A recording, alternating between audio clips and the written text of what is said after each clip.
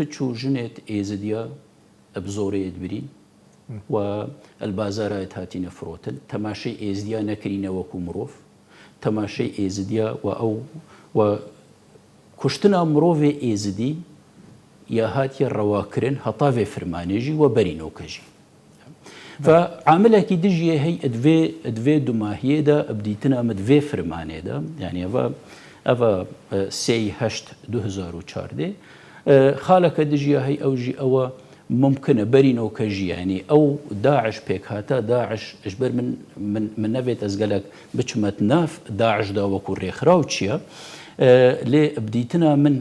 ژینگەها داعش و پێک هاتە داعش گروپێت کو داعشدا کۆم بووین ئێکشوان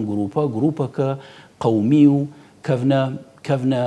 بەعسیەت عێراقی بووینە و کەڤنە بەعسیەت عێراقی بۆ چۆنەکە شۆڤینی یا قەومیژی بۆ وان دەڤەرە هەمی ئەو دەڤەرێن نۆکەت بێژنێ مادە 140 وە بتایبەتجی بۆ ئێزدیا و بۆ وان دەڤەرە وە بتایبەتجی دەڤەرە شنگارێ و وان ئەو دەڤەرەوە لێکردبوو ژیان تێدا نەبوو ژیان گەلەکە بزەحمەت بوو وەزباورد کەمە هەمیاژی و خەڵکی هەرێما کوردستانی و دوێت حکوومەتە هەرێما کوردستانی ئەبدیتنا منە ڕێک و پێکی پرۆژەکی ئێگرتی لەسەر بناغەکی مرۆڤایەتی پرۆژێکی نیشتیمانی ڕێک و پێک بچتە بەغدا سەبارەت کەیسێ ئێزدیا و